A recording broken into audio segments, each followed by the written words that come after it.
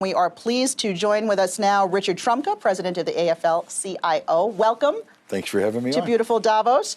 I was intrigued to hear that you back the USMCA trade deal. I didn't realize that you don't back many trade deals. This is like the first one you've backed in years. What was it about this specific deal? What was it about these worker protections that had you say, yes, we're going to back this? Well, we spent about 18 months actually negotiating this out.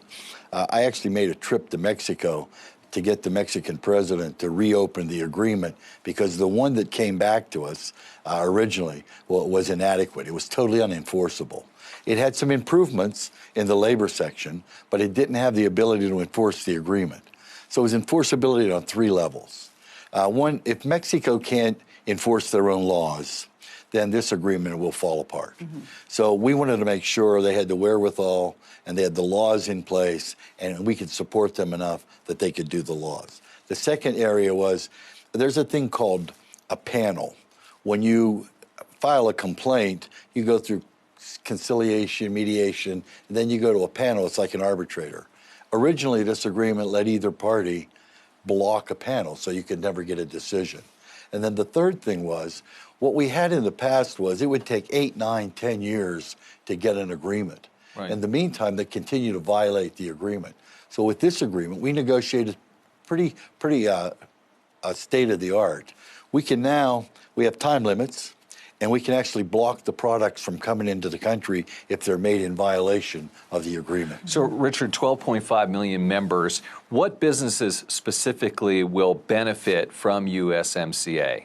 Virtually everyone. Like automakers? Automakers will, but all the industrial unions, everyone will. If we get wages up in Mexico because of this, because of the new labor laws, then they'll be able to buy our products. The more our products they can buy, everybody goes to work. We create more demand, and everybody gets a better shake. You like the USMCA, but not so much on the Phase 1 trade deal. You've been critical of that deal. Why? Well, look.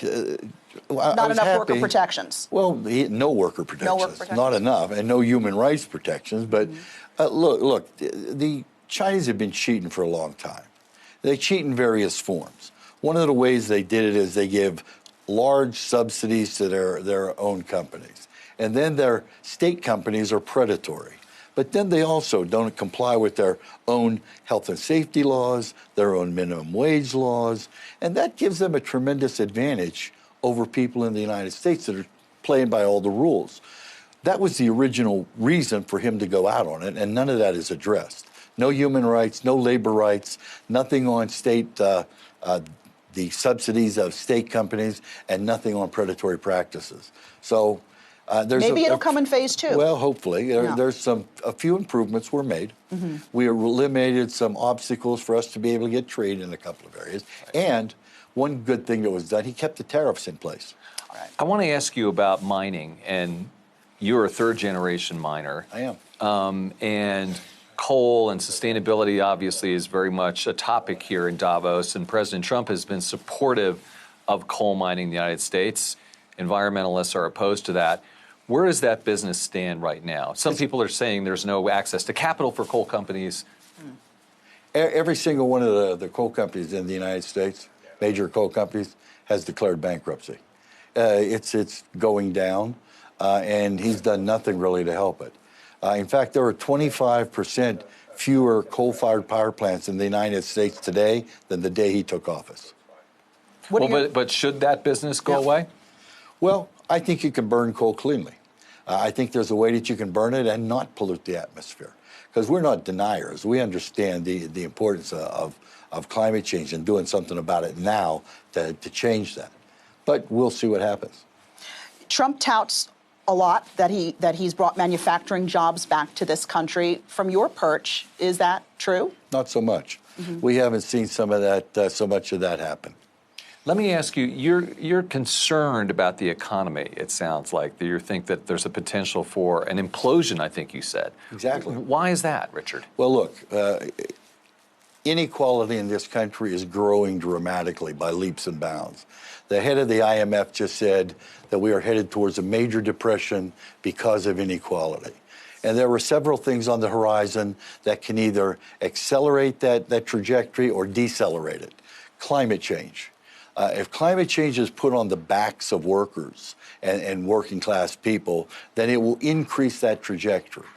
If the benefits from technology are used and taken by the people at the very top, and it isn't shared equally with people who help produce that wealth, it will increase that trajectory the day that we actually implode. The third area is that inequality. When we talk about it, there's actually three pieces to inequality. There's inequality of income, and that's the one most people talk about. Inequality of opportunity, and we're starting to talk about that. But the main one is inequality of power. Right. The rich and corporations are too powerful, and working people are too weak. And as long as that imbalance continues, you'll never be able to solve inequality. And so we're trying to get people here to focus on all three branches of inequality and not just inequality of income. A passionate take on things. Richard Trumka, president of the AFL-CIO, thanks so much for joining us today. Thanks for having me.